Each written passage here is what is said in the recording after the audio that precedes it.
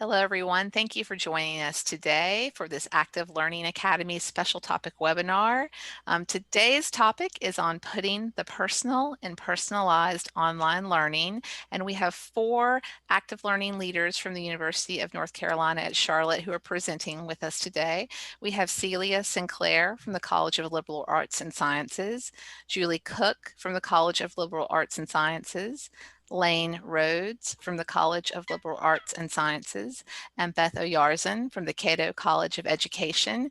They are our presenters today, and we are very excited to hear from them.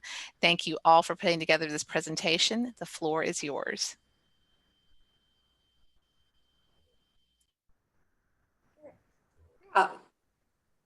I'll kick off, real quick. Good photos, guys. Julie and Lynn. When we first started talking together as a group of 4 about our proposal and what would work, Beth found a piece that has been our inspiration and an organizational piece for us, and it's called Online Education Fosters Personalized Learning for Students. And you can see the slide here. It goes into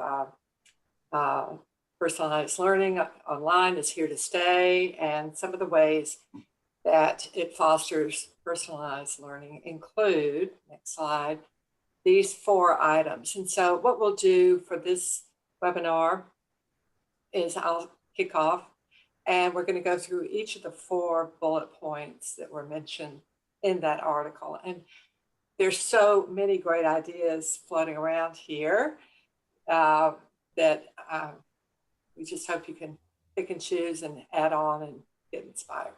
And so I'm going to begin with the first item, higher student engagement.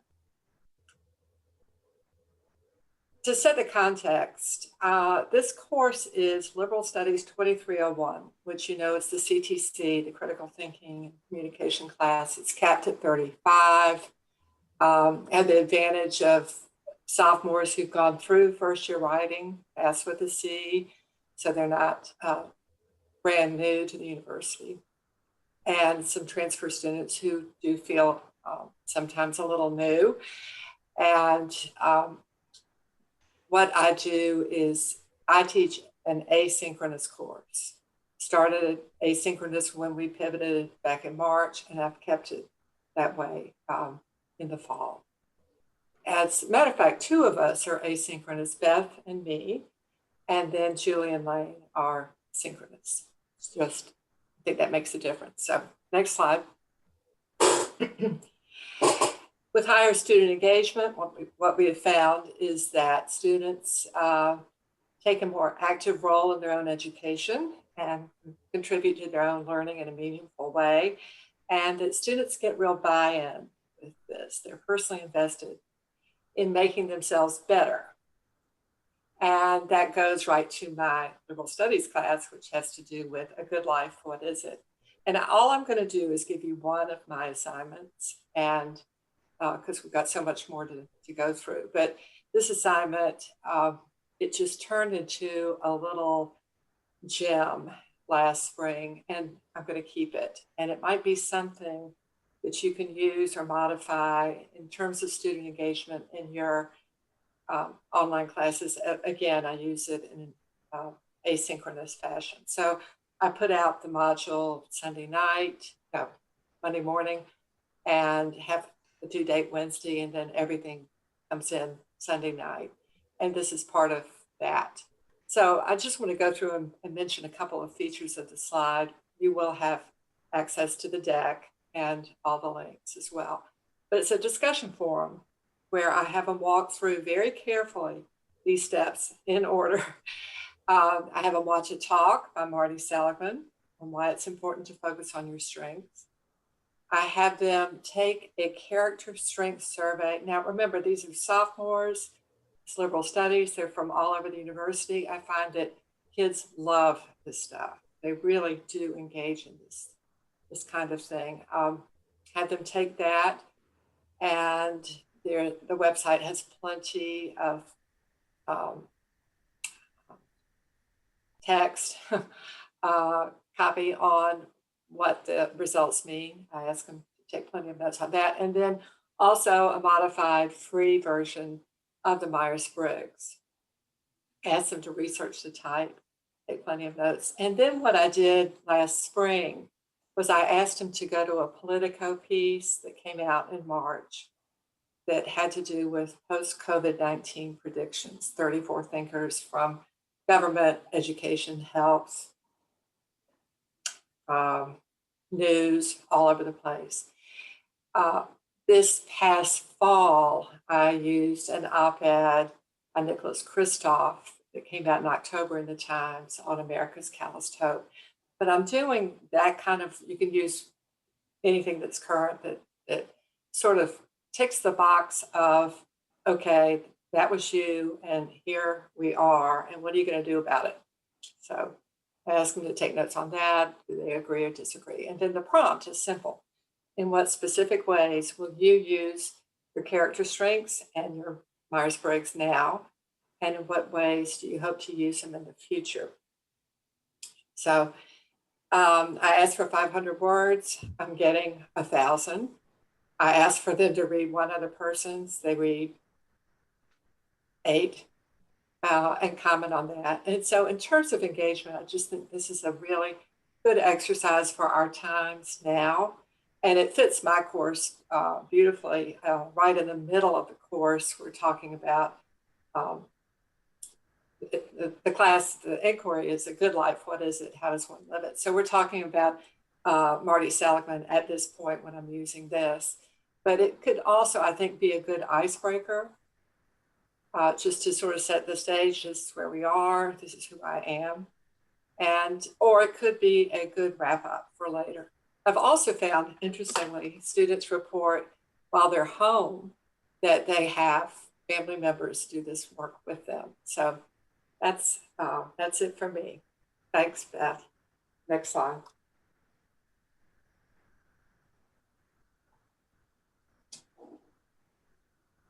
Well, it helps if I'm unmuted.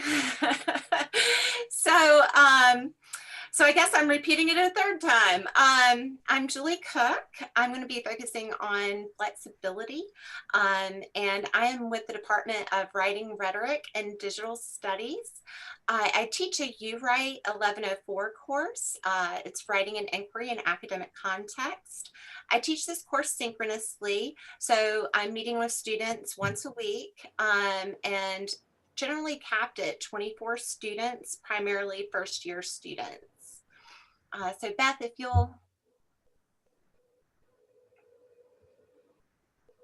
So I'm going to do a little bit of quick firing here. So what we know across research and practice in terms of active learning is that engagement is primary in order to kind of even get to the active part of the learning. So I try to, at the beginning of the semester through the end, to see engagement through relationship building and through agency. So I'm going to situate this kind of in 3 categories of being creative, having fun, and letting go of that micromanagement, which I will discuss has been difficult for me at times. So this relates to flexibility because the traditional classroom, as you know, a lot of us have known it, is kind of well structured, it's rigid, doesn't allow for a lot of flexibility. And the issue with that is that everything tells us that it's anything but personalized. So Beth, if you'll. So I try to establish creativity and fun at the very beginning of the semester, and I do this through introductions. When I first started teaching online, I kind of adopted what I saw other people doing for an introduction. It was generally a really quick discussion post, where are you local to, your favorite hobby, and that was great for me as an instructor, but I didn't find it providing a lot of opportunity for students to really engage and initiate conversation with one another.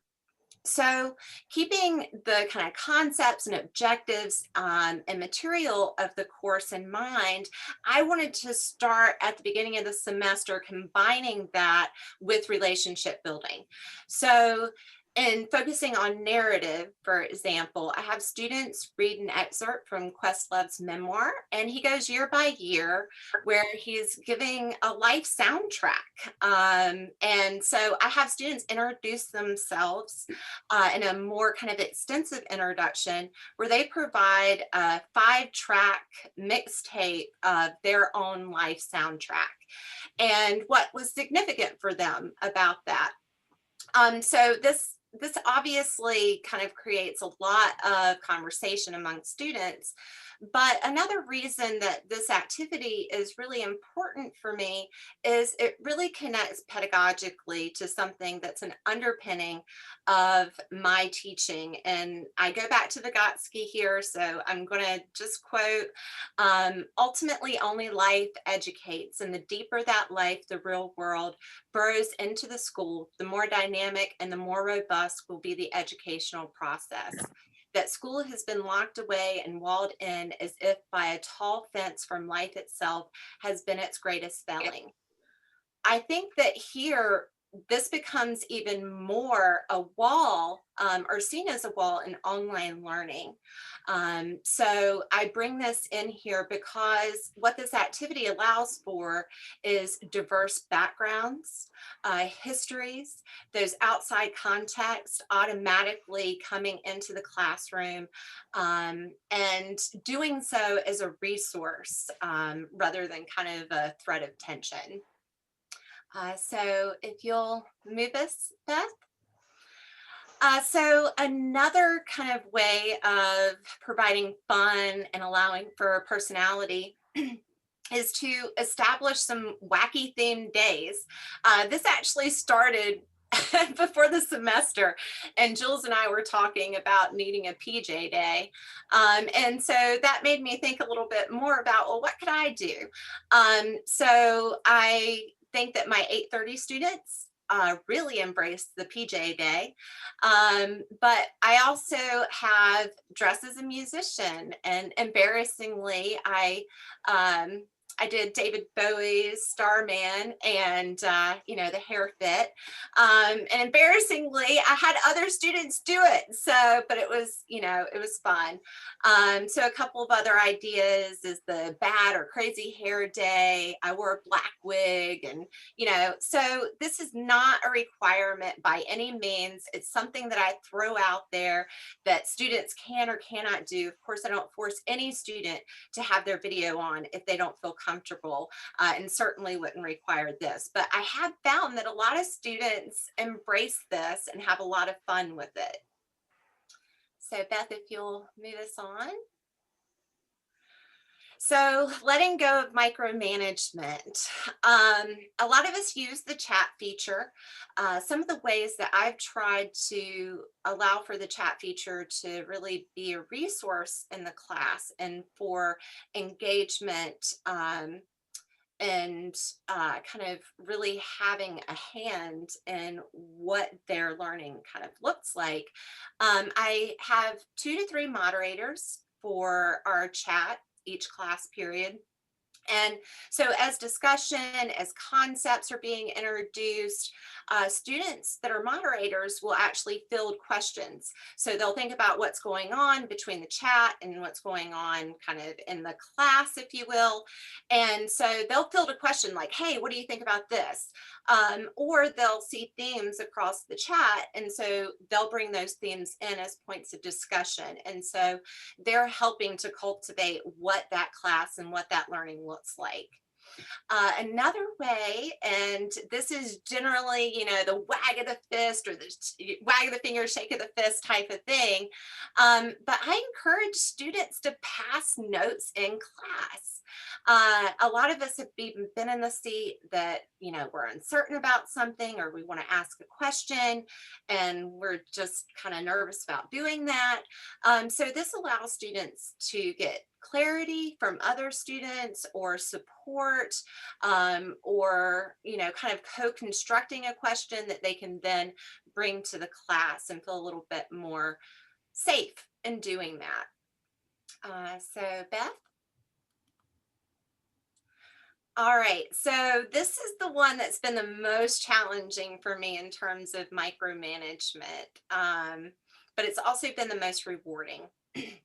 So allowing for choice and execution of assignment and their learning. So a couple of points in this semester, I present general assignment. This is the framework. This is what kind of needs to be done. These are the expectations, the way that this will be assessed, and how it connects to outcomes. And I'll give students a few different genres that might be appropriate for doing that work.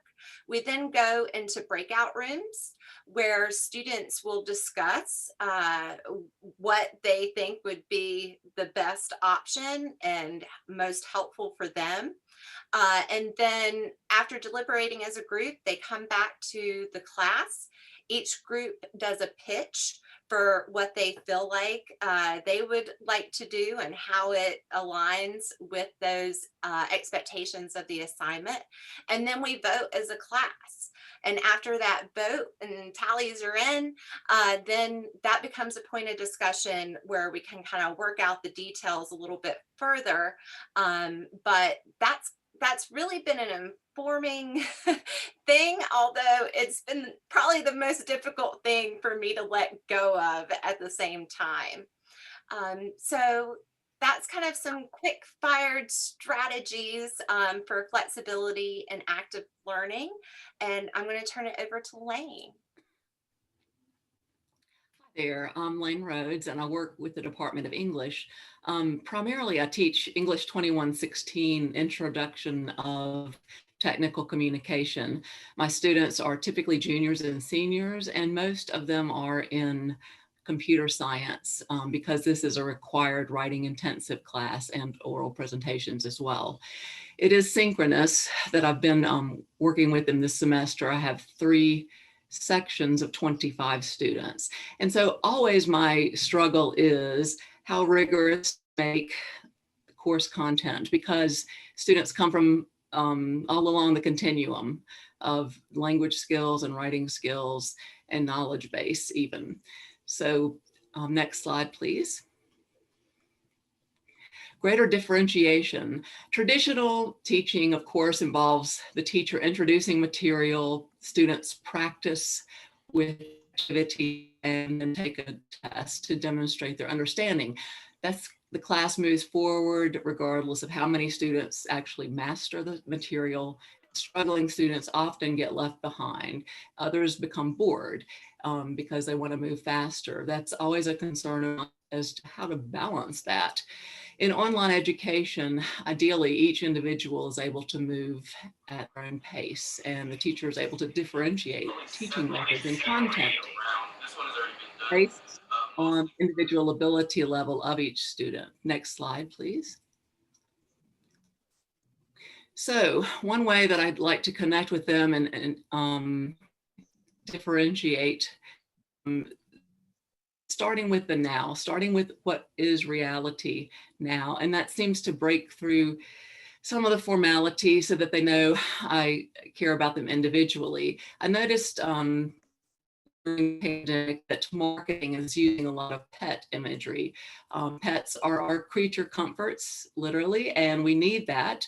It is an anxious era, and I never back away from saying to them, we older adults are, this is new to us too, not minimizing their experience, saying this is happening to all of us and we are just as uncertain as you as about what's next. I do invite free range comments at the beginning of each Zoom class, just to check in if somebody has good news or challenging news that they want to share. And they share a little bit, not too much. So because some people are really shy about talking in front of others. I do encourage them to use their visual, their video, because I say this is all we've got. This is a 2D two-dimensional interaction and let us just see each other. That's the best we can get right now. So I used the idea of dogs to have a bring your dog to class day. Love me, love my dog. Introduced a little bit of literature and in James Thurber's book about dogs, and talked about different registers and including technical communication registers. So I try to sneak in different English lessons as well. I do come back to those 4 pillars of pressure, I call them: racial justice movements, presidential election, climate events, and the pandemic. And it seems to connect with them when they can talk about those things freely. Next slide, please. Another inroad is to use humor, because silly sticks. I do use some of the objectives, try to squeeze those in, of course, into these types of techniques. These are technical writing skills in order of importance generally with organizations. So they create a mnemonic to remember those and come up with really funny phrases. Aliens can create really unstable clones, and apples can't count rabbits until Christmas. So they do share those in the form of a discussion. I tell them that the sillier the better, that our brains remember things that are out of the norm, and mnemonics help us remember formulas, qualities, colors in the spectrum, other ideas, and they seem to enjoy that very much. Also, I use silly YouTube's videos that reinforce a point, like Key and Peele and James Corden and Michelle Obama hosting a celebrity dodgeball game, or other things that just kind of hit on the objectives of a lesson. And next slide, please. Individual choice is one way to differentiate. They, in a way, self-differentiate. If I ask them to write about what they think, that does separate them into to identify with individually. I give them questions to answer, like electoral college, yay or nay, as a discussion, so they can see each other's work. I do use some of the objectives too, like creating graphics out of statistics. Why not use current real-time statistics, racial and gender representation in the technical field, climate events, and pandemic stats? These are ways to work in objectives, but using things that are really on their minds anyway. Next slide, please. Another thing is to write what you know, of course. One basic tenet for creative writing is to write about what you know. Technical writing isn't always considered creative because it's based on objective empirical evidence. What can be creative, though, is when a student considers what subject is enough to spend time with it. Their choices immediately differentiate then how I respond. And some are ready to dig in and dig past the obvious subjects for a deeper analysis of a topic, and others stick to more surface topics. And I just try to meet them where they are, encourage them to make sure that their subjects are deep enough to get enough words out of that, because it is a writing intensive class. And next slide, please. Speaking of what they know, most students are computer science majors, so they understand the industry jargon, the insider language. So I give them an assignment like this: Manifesto for Agile Software Development. I was a music major first and then an English major second, and I don't know what that means. And so I had to dig for that too, but I knew it was something that might be familiar to them. So then they discussed it in teams, things that were familiar to them. Next slide, please. Individual choice, again, differentiates. I ask them to, for their major technical report, to please consider topics that accomplish one of those following items. So they can go in different directions. Tell them to find out more about something they don't know, and if they know about it, to avoid the subject expert blindness, so audience that does not know about this topic. And I do suggest technical topics just to get them thinking. All All right, so the rigor is proportional, and in a personal, it's a way that's personal that I can't decide for them. They do decide. And last slide, please. Collective choice includes just timeline ownership, meaning what are your finish lines? What are the dates going to be? I do discuss that with them to increase buy-in. I'm sure many people do this, but as I tell my students, needless to say, never stopped me. So I give them a lot of freedom in that initial discussion when we're talking about the reports as to what seems fair. And hopefully that does increase their commitment. That is all for me. Next slide, thank you. Thank you all. My portion of this presentation is about increased instructor-student interaction or increased instructor and student time. My name is Beth Oyarzun, and I'm in the Department of Educational Leadership in the Cato College of Education. And I teach in the Learning, Design, and Technology program. It's a graduate program, and we have about 20 students per class, and it's delivered fully asynchronously. We pride our program as an application-based program, so it's very project-based. And so in that sense, increasing instructor to student time.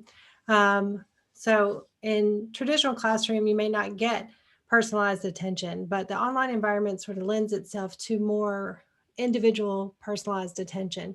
And how do we capitalize on that by building more instructor to student time?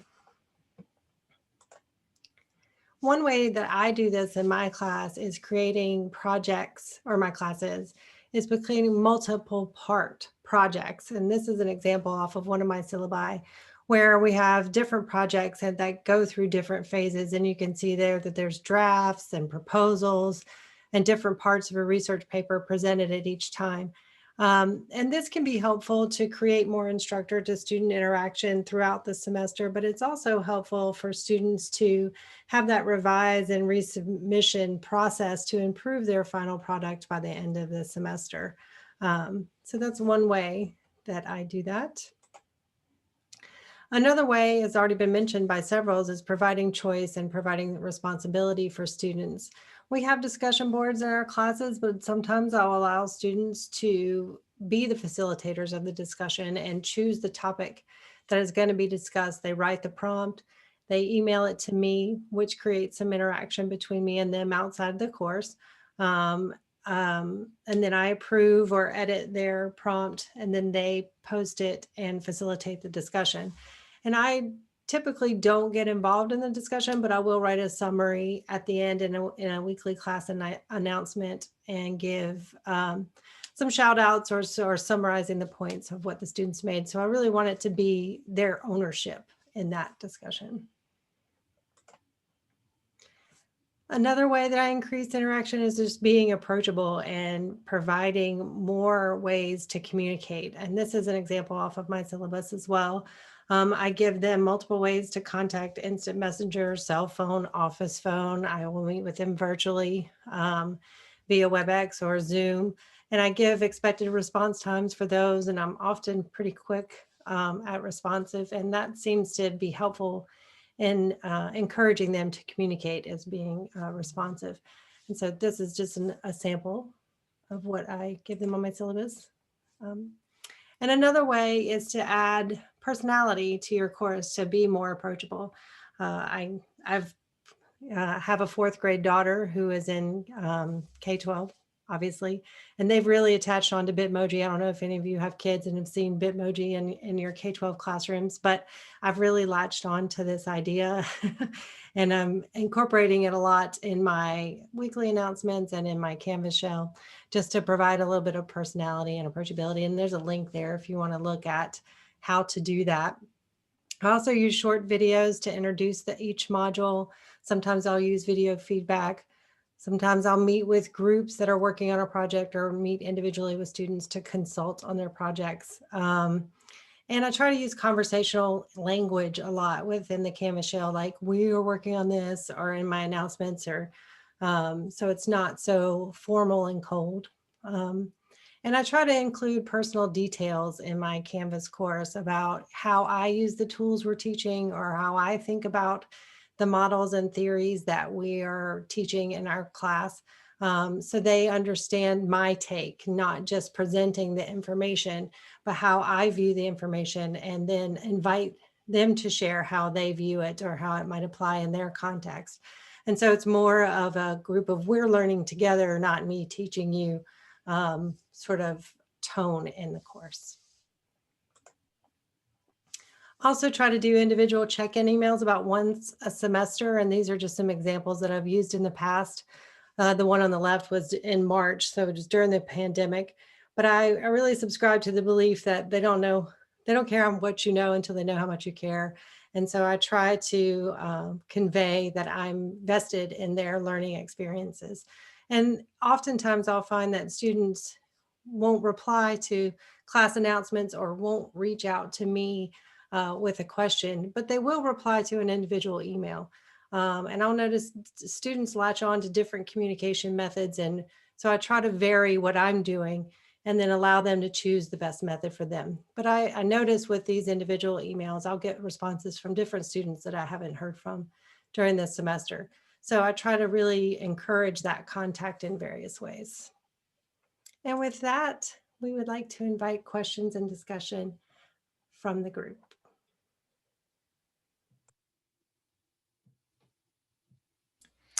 Okay, if you have any questions, you can either choose to put them in the chat, which I'm monitoring, or you can simply unmute yourself and ask your question now.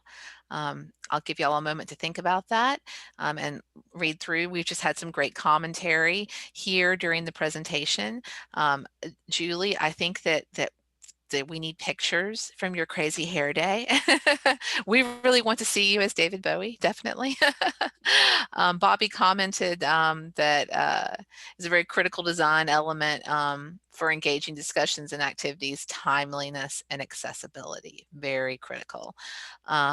And also Jess and myself, both as former students of Dr. Oyarzun's, the tactics that she just talked about using, especially with having the students lead, create the discussion prompts, and then maybe even summarize the discussions at the end of the week. Those kinds of tactics are very, very effective.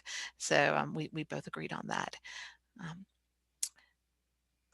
I appreciate that so much. That made my day. Thank you. You're welcome. I actually tell other faculty to do that all the time too, when I'm talking to them about how to create really engaging discussion forums and what best practices are for discussion forums. I use that as an example. So with other faculty, so take that one away today. So if anyone has any questions, there are not any in the chat right now. So I would just welcome anyone to unmute, or if you have a comment. Well, thank you very much. It has been very, very nice, all your presentations.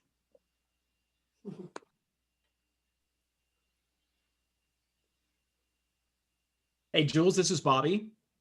Hey, Bobby.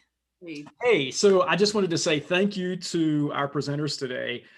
What a very timely and important topic to address, particularly given the circumstances that everyone is under at the moment. Obviously, the need for some kind of interaction and contact, I think is greater than it ever has been. Which makes me really curious about what our interactions are going to be like when we do return to a quote unquote normal way of life and we can be in the same physical space. I just wanted to add one comment in addition to my thanks to you all, and that is the idea of personalizing or humanizing our courses. There's a lot in the literature I've been reading that uses that word humanizing, which really, dovetails nicely into what you all are saying. And I think for me, I had to, at a certain point in asynchronous and synchronous teaching, kind of get over the idea that everything has to be very formal because we're in higher ed, and it all has to look a certain way. It has to sound a certain way. And I think once you get beyond that point and you realize that you can still maintain a sense of rigor and academic expectation, while at the same time letting your human show, which is a phrase I like to use very often in my courses. When you get to that point, then I think it does really make a big difference in terms of student engagement. And I think they will open up to you, in ways that they would not have if you held on to this, I guess, maybe traditional notion of what the teaching and learning relationship should be. I agree wholeheartedly with that comment. Thank you for that, Bobby.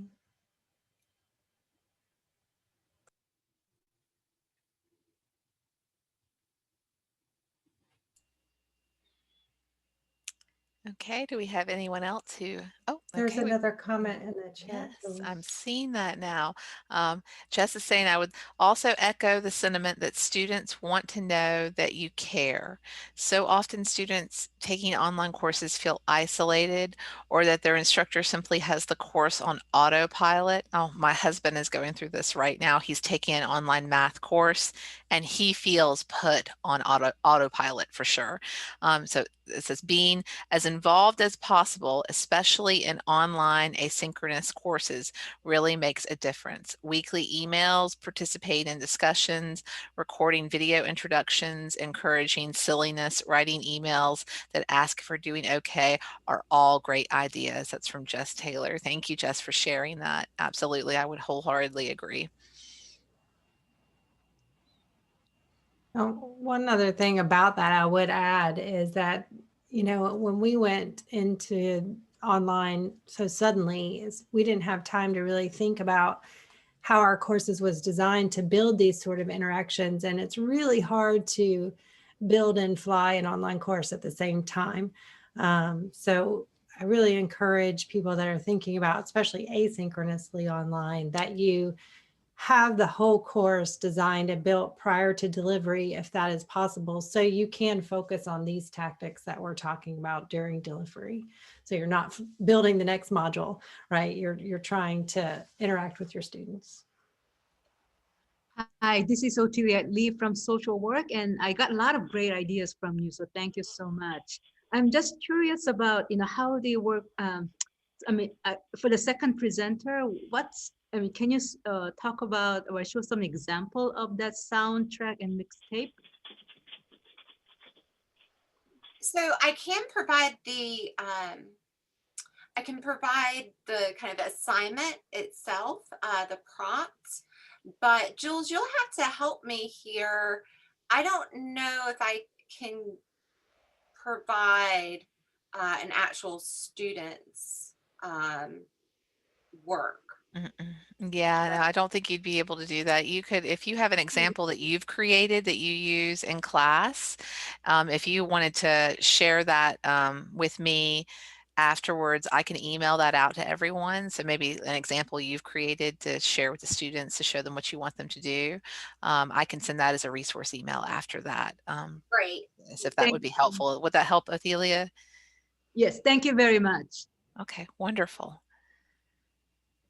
And, another thing I want to kind of put in is that there are ways of combining, as Bobby was saying, humanizing along with the course.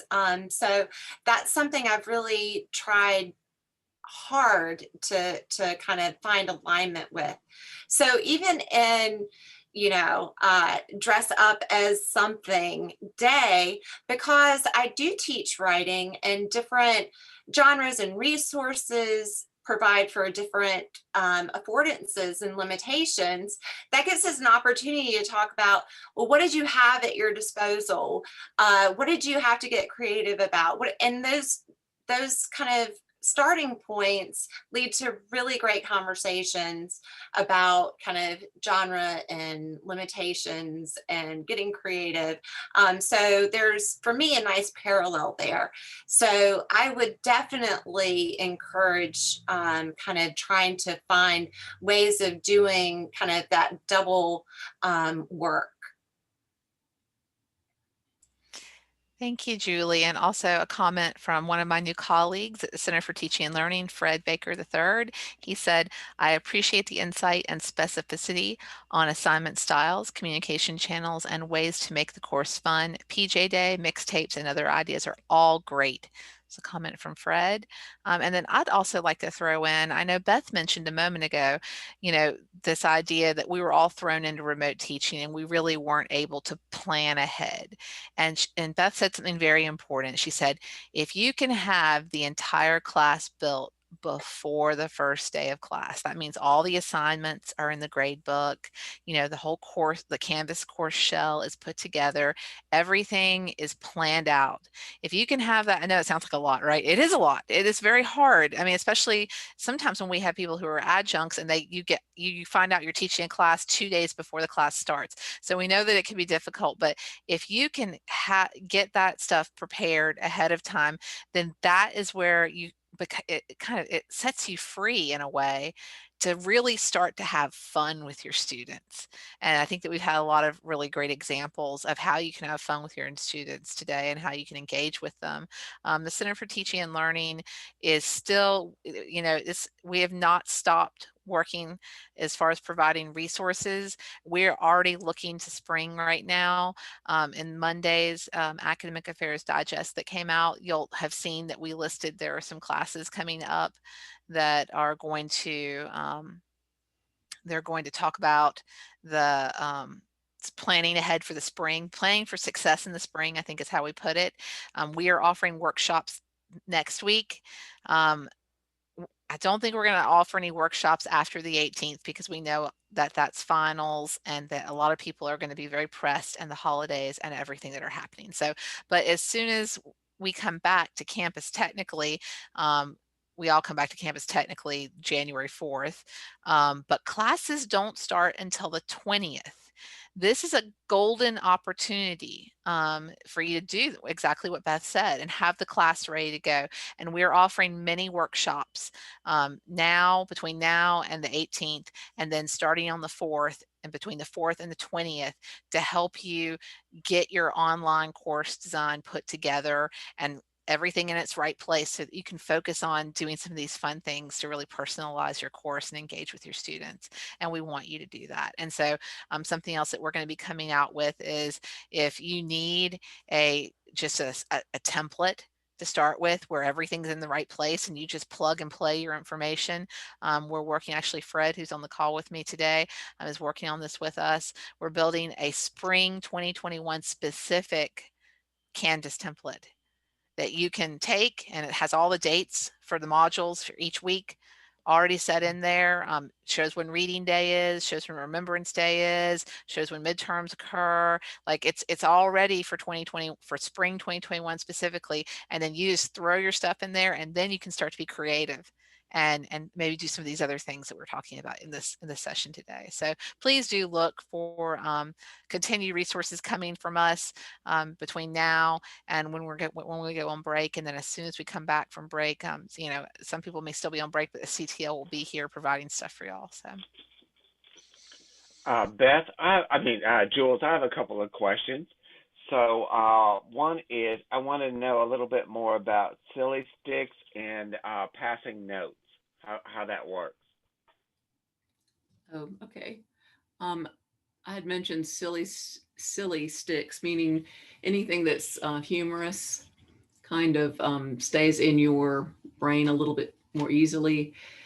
Let's see here. Like when I'm teaching piano students and I want them to learn the line notes in the bass clef, it's great big dogs find animals, and the lines in the bass clef are all cows eat grass.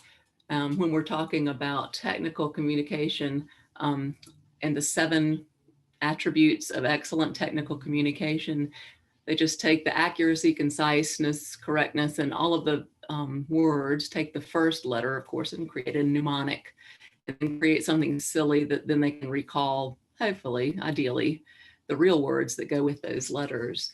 And it's just a device that we use in all of our lives. So I figure it would be something that they're familiar with, like Roy G. Biv for the colors of the spectrum and all of that. Silly sticks, I'm looking at my notes too. It's just a way to connect with them too, because they break down this feeling of formality. If they can write aliens can create really unstable clones and know that that's okay and they get full points for that, it kind of opens a door for their personality to shine through. And they get to comment on each other's too, which again, that builds a little bit of community among them. Thank you.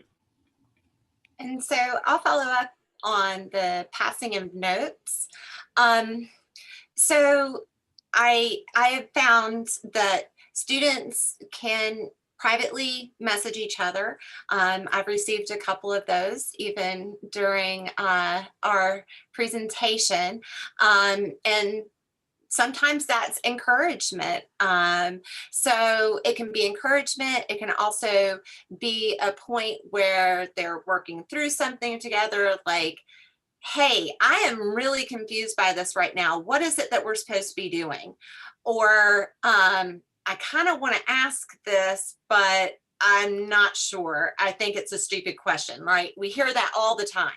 So it gives students that space to do that and to feel much safer bringing something forward to the class. But the other thing is, and this can, I don't know, this can be kind of hard, I guess, for some, but it brings the hallway into the classroom. So something that students aren't getting right now, and as a student currently in a PhD program at NC State, I've really missed that, being able to walk out of a class and have that kind of side conversation. Like, hey, I thought this was really great, or man, that did not work, and that should have space for relationship building. And it's okay for students to have that space as well. So I encourage that, and I haven't found it to be something that's, overly distracting or something that is putting a student in a compromised position. Of course, that is something that we have to consider. You do, I think, with that, have to reinforce that you are also a point of safety, that if something is happening in private chat that you're not comfortable with, then let me know. But I maybe that's more of an issue in a larger class, but in a class of 24 students, that's not really been an issue. But it is something that I constantly remind students of, and even will send out a message periodically. So, but it's been, all, positive in my experience. Thank you.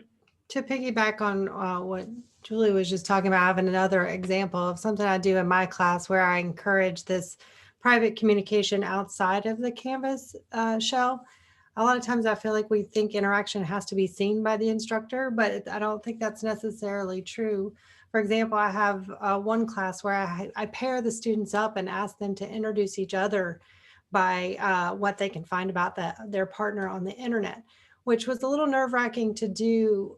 Initially, I was afraid I might get sued or something, but for creating stalkers. But they, I wrote very, very specific instructions, and I had them email each other what they found and what they wrote, and give, editorial approvals before they came back and posted them to the course, which I would intentionally set up some outside communication outside the course. And it was the very first class that they were taking in our program. So they immediately sort of met a friend, which was an unintended consequence of this assignment, but turned out to be a very positive thing that they really enjoyed.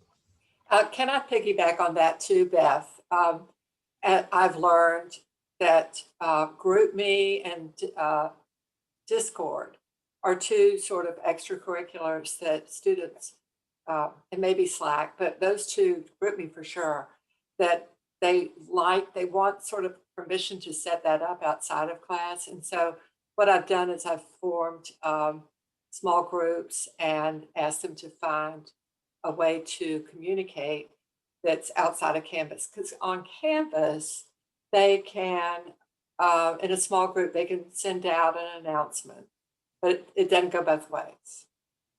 They can set up a Google Doc and, add to that, but neither of those ways really suits our students as much as going off campus, as it were.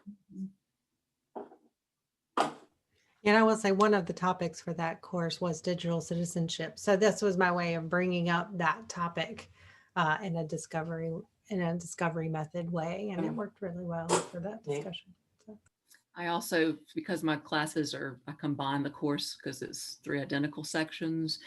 I just created an ongoing discussion. If your question relates to could be of help to somebody else in the class, please ask it here and I'll get to, I'll answer it. Or someone else can too, if you have the answer. But that keeps me from having to repeat the instructions or different feedback. And it hopefully benefits all of them at the same time.